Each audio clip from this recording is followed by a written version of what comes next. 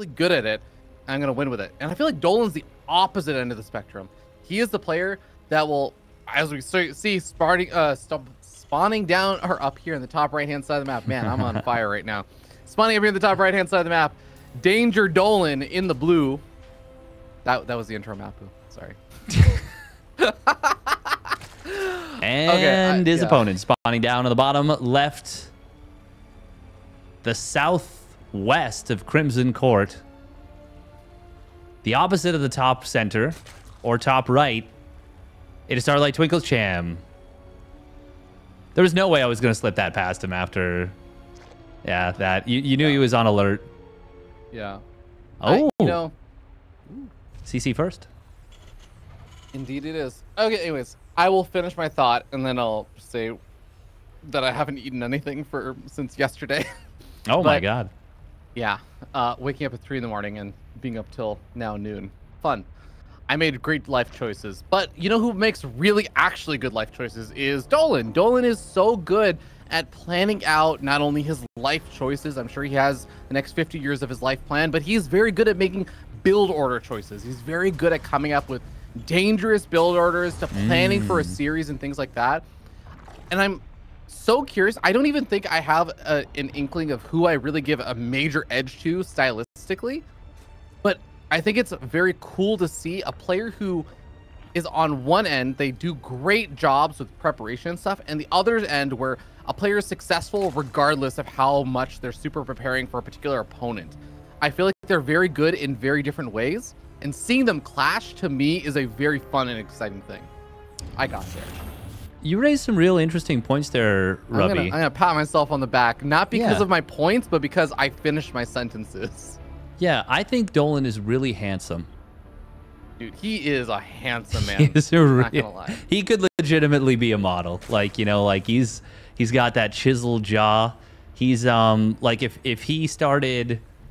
No, we're not gonna go there. He could yeah. He's an attractive young man. We'll just say that. Dolan's he has other career opportunities besides StarCraft 2. Yeah. We'll say that. If I went to the gym with Dolan, I would feel like everyone's eyes would be on us. And then I realized that everyone's I was going to say, everyone's eyes would be on us, but I'd realize they weren't on me. Yeah, exactly. You know? Everyone's just looking at Dolan. Yeah. And they're like, wow, what is this Adonis doing here at the gym? And what's he doing with that regular-looking guy? What do you do with that regular-looking guy? You teach him how to actually get in shape? I'm like, maybe.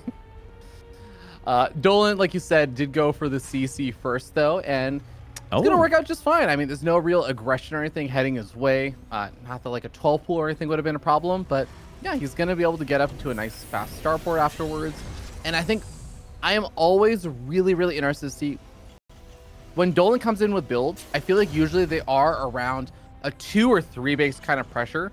It is really just about finding something interesting or odd that exploits either some open gap in like some kind of weakness in his opponent's play around that 2 or 3 base timing, or it's finding some opportunity where his opponent doesn't punish him for the 2 or 3 bases, and then he gets an edge leading into the later stages of the game. It's not necessarily that I think Dolan is bad with the late game, but I feel like a lot of his late game setup is all pinned on just how well he's able to exploit his strategic advantages on build order choices in the early game. And then it's kind of like, okay, now you either have an advantage or you don't, like if you lost an advantage, what can you do from there?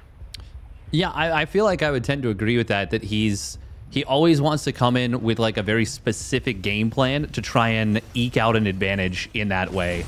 And here is one of them. So you talked about greed and you talked about trying to exploit things. As Dolan sees 16 lings barreling down at him, and he shoots the neutral creature. Tell the lings what you saw. Choices, my man. Oh man, and it chased those lings away. They saw how effective those flame cars were, and they were like, we want no business with this. But this is a very greedy build from Dolan. So he went CC first, into fast third CC, into Cloak Banshee, and a very quick double engineering bay. This is before the second and third barracks. That is a really fast setup. Now, I don't think this is going to be to try and take advantage of a 1-1 timing per se, although I'm sure he'll try and get a little something done with it. but it's more so that it sets up a ridiculously fast 2-2 timing.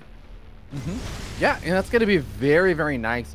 Cham is showing a due amount of respect to everything that he's facing off against. I mean, he's gotten up to like 58 workers, and he's kind of still powering out a few more, but he got up the sport cars to try and deal with any kind of Banshee harassment. He's gotten up his Roach Warren, and actually has been able to skip out on making any actual roaches to help deal with the Hellions or anything. So kudos to Cham on identifying that and seeing that he can just really rely on those queens for now.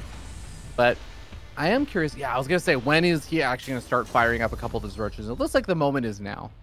I mean, he's at 66 drones. This is a nice... hitting all the benchmarks very nicely. Hitting 66 drones by the 6-minute mark, actually even a little bit before that. Dolan, his armory is maybe 5 seconds late, but it's pretty close to well-timed. Cham is also a player that likes to do this specifically, which is build an extra Spore Crawler in the main base. He really likes to try and lock those Banshees out, but as you can see, if your queens are not in position, it's going to be hard to keep things safe under the best of circumstances. And that is quite a few dead drones for a really greedy build out of Dolan. This is a great start for the Blue Terran. Yeah, and the Banshees both get out alive as well, so there's still the threat of them coming back in, one-shotting workers. And also, importantly, they did get a good scout out on the Hive tech and everything coming on out, because they did manage to make their way all the way into the main base. They saw the infestation pit nearly finishing up, so he may be able to suspect that Hive is on the way now. Go, start that 2-2. Go. That's what we need. We need that 2-2. Oh, he selected them for a second. There it is. Okay, that does hurt, because he was... If it ends up being an aggressive roach attack from Cham, which it doesn't look like, he's gone well beyond the 66 drone timing for this. And he's actually got a Hive on the way. He's getting into lurkers. But even losing out on like 15 to 20 seconds, which is about what he lost out on, that can hurt a lot for your timings. Now, this is a pretty nice find right here. Gets a couple of queens. Clears up a little bit of creep down the avenue that he's probably going to want to push. I don't hate that one bit. And it is going to be a 3-base 8 racks. All roads lead to 8 racks, as my pal Sal likes to say. This is also a really nice map. If you're able to find that avenue that you were just talking about, he probably wants to push down this angle. This is the area where we kind of saw, actually, as we were talking about, you know, the last PvP with a strand trigger. If you can find your way down that ramp, you can get behind the mineral line of that high yield gas base, and you can actually find quite a bit of annoying pressure plays that you can do with your siege tanks and your marines and everything, shutting down that base while you're pressuring another one and making it very difficult for the marines, or sorry, the lings and any roaches and stuff to actually contest it. Little bit unfortunate right there for Dolan. He picks off one changeling, but misses the other and sees a huge number of marines, as well as a couple marauders. This is already a little bit of a tell, even just seeing those marauders. Meanwhile, we've actually got Hellions diving in on the 3rd. They grabbed 7 drones, which is not bad, and kind of opened the door for this drop to come back in, getting a couple additional workers. Can he get the base? I think do you sacrifice the marines for it? No. Now go back in. I mean, he actually could. Cham just left it on its own, kind of. Oh, man, that changeling seeing the entire move out. This is not just a regular 8 racks, by the way. This is a 4 tech lab. Very much re-young-oriented, heavy marine marauder siege tank play. Cham, though, prioritized Vipers very hard with this, and so he is going to have a lot of energy. I'm sure, actually, if he even spent a little bit of time consuming, they're maxed out on energy right now. There's no way they're not. Yeah, look at those Vipers. Maxed yeah, out there we go. at this point. So this is going to be a very, very strong defensive setup here for Cham, and also has the Nidus Worm nearly finishing up, which could put in some really annoying offense. But here's that angle we were talking about. Knocks out the gas geyser. Banshee's actually getting a surprising amount of good damage done as the Viper's trying to abduct some of the siege tanks, but it takes a while to kill. It does, but that's 40% of the siege tanks right now. That is very scary. Lurkers are not burrowed up here, but Dolan doesn't necessarily want to push in. 2-2 has completed. If he could have scanned and seen that the lurkers were unburrowed, they've got adaptive talons anyways. They would have been fine. Cool decision to actually prioritize the adaptive talons with what Cham has seen. Ooh, these lurkers are going to be able to well, Ah, there's a lot of bio here. He's just going to click down the hatch. Oh, click. Oh, my God. Please kill it. Kill it. Kill it. No. No, Dolan. It was like, what? One attack. If Dolan loses this game, I feel like he is going to remember that moment. Yes, I think you're probably right. That Oh, really hurts. God. And he had to pull all the way back. Like, he had to pull back his attack on the right-hand side where he was trying to kill off or manage to kill off like the gas geyser and shut down a little bit of mining. But now the mining is back. There's a Nidus Worm going up inside his main base, which a single Marauder is attacking. It's not enough without stimming. I'm a little afraid that it's not right-clicking down the Nidus. Yeah. Oh, no. Oh, that is really rough. We see a ton of units getting in on top of this. Dolan's going to try and drag and drop on top of this with a nice spread of bio. But, I mean, this is a lot of well set up lurkers. Trades right now, even trades favor Cham off of the better economy that the Zerg player has, but I think these are far better than even trades. Lurkers might get concaved upon here. We'd love to see actually a blinding cloud, but he doesn't even need it. The lurkers still win out. And in the main base, that attack has not yet been cleaned up. Cham is getting some amazing trades off the back of this. Oh, and we even have Hydras cleaning up the Banshees. Yeah, he just unloaded more. He's just rallying units in through the Nidus, and he kills off 2 of the barracks that had the reactors on them. He might kill the reactor soon. That's it. That's too much. It's GG. And Cham takes the game in what looked to be like a kind of nice setup there for the offense from Dolan initially. He seemed like he was getting into a good, nice spot. That was a nice map for that kind of push in and everything. He even found a lot of the damage on the left-hand side on that hatchery. Seemed like he was maybe going to be able to kill it. I don't think that Dolan will have to beat himself up too much about not killing the hatchery, because I think that hatchery, it definitely impacted things a bit.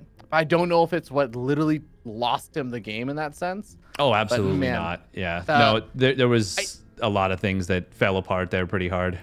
Yeah, I'm even thinking about small little things like the fact that one Marauder, if it had just been right-clicked on the Nidus Worm, it would have killed the Nidus Worm, so it wouldn't have been able to just continue to rally out more and more units and stuff.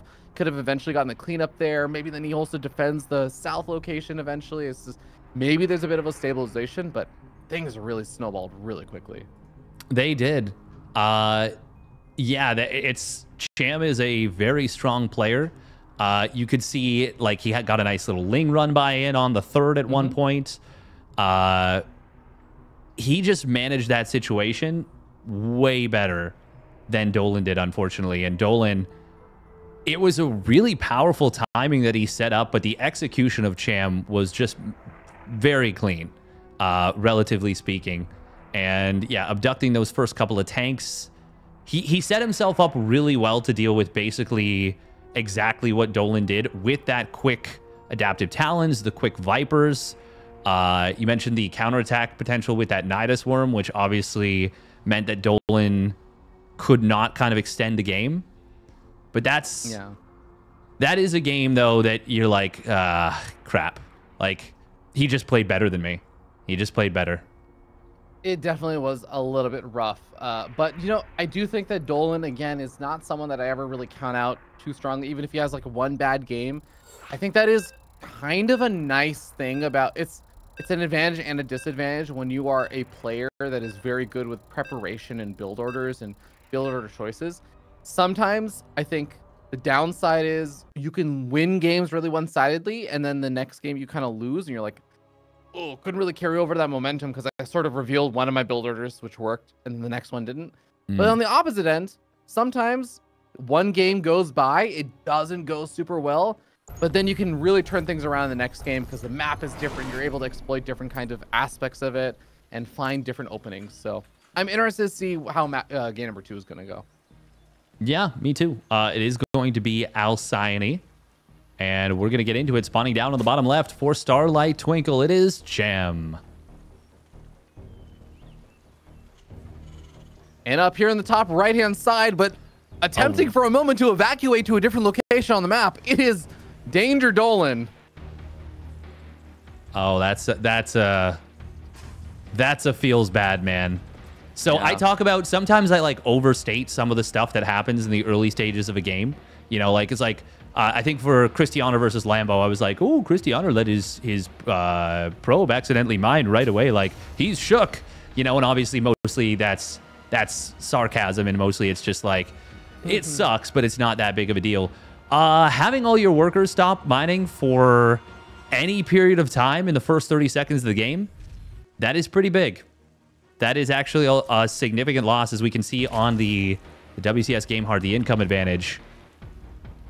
It affects you in a lot of ways, both in the game and mentally. It definitely hurts. We are going to see a CC first coming out from Dolan again, so he's going to go down a similar route in that sense, and we'll see if... I feel like a lot of the time, one of the cool things that Dolan does very well is he's very good at planning for a best of series, trying to move past, you know, the whole mental damage that clearly is kind of exhibiting a little bit. But I think one thing to keep an eye on is Dolan is good at planning out a best of series where he creates a build order that he shows in game number 1. And then the follow-up game number 2, game number 3, it looks similar to the same build as game number 1. That has a variation. So if you're scouting it, it will oftentimes look like you're facing off against the same thing. But then a curveball gets thrown and he's able to exploit something. I think Dolan's very good at those kind of things. So I'm waiting to see if there's any kind of deviations that he has from that first game. Yeah, it's going to be really intriguing to keep our eyes peeled for that. We are going to see a reactor first off of this CC. Zero Marine reactor first. Yeah, this is a situation where we don't see this. It doesn't happen. Like, I don't remember the last time it's happened at a pro match. But let's pretend that there's a 12-pool Roach Ravager rush coming.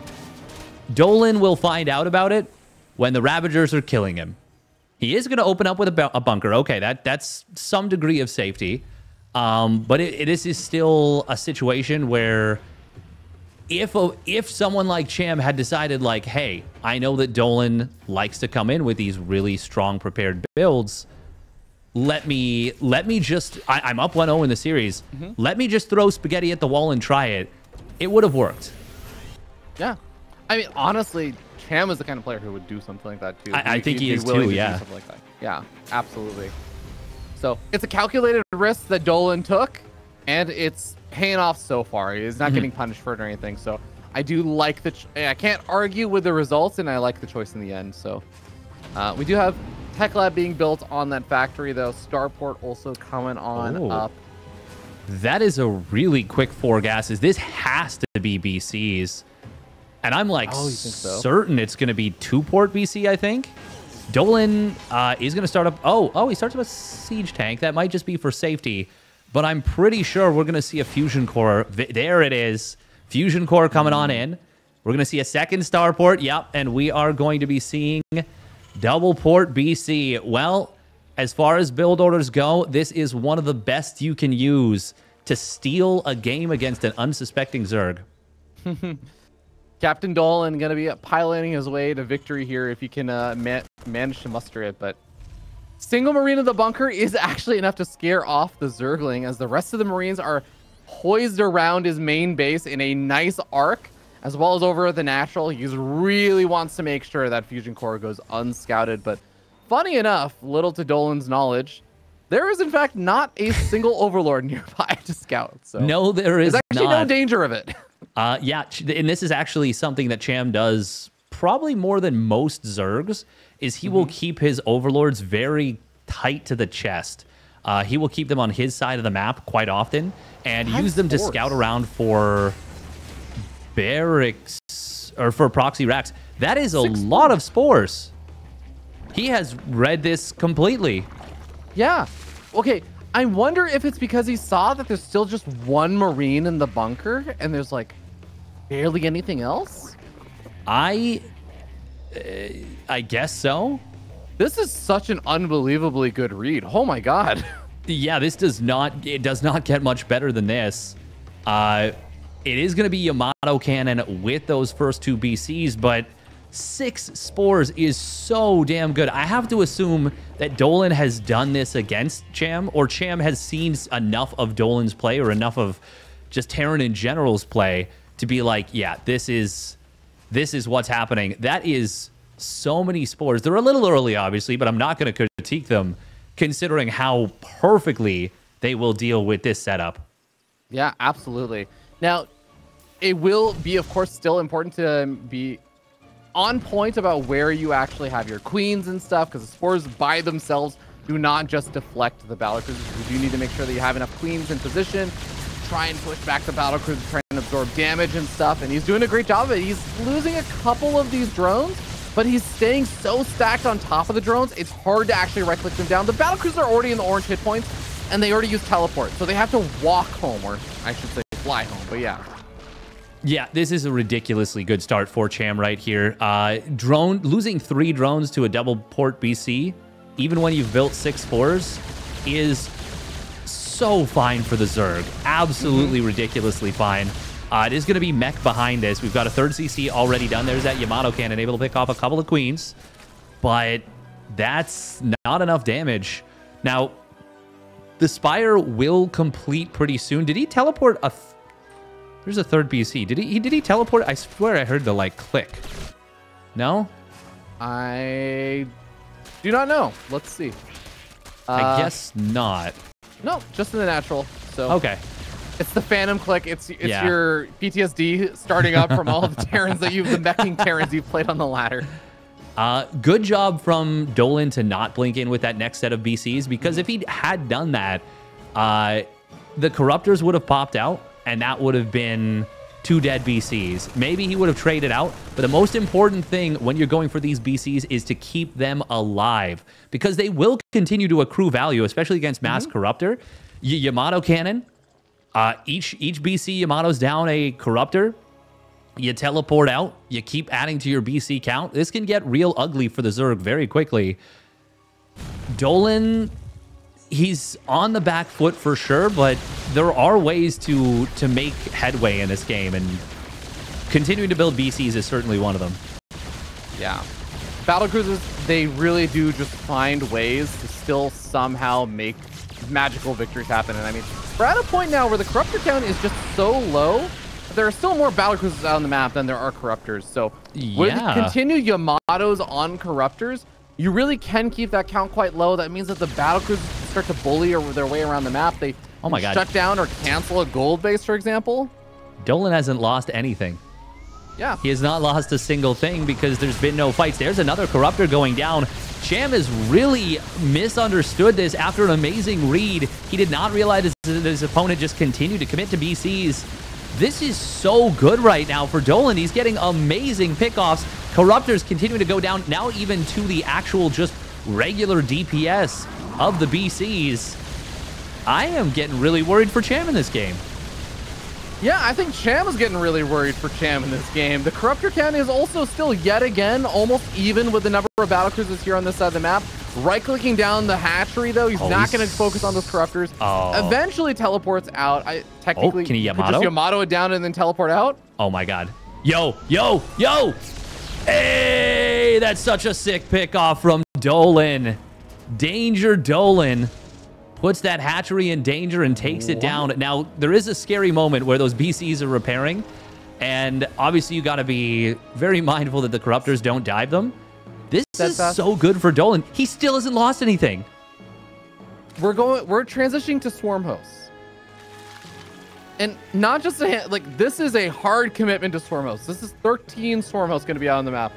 I am very confused by this choice. Now, there is always a risk that if you go so hard into the BCs, you start running into like Ravager and Fester as the super hard counter to BCs.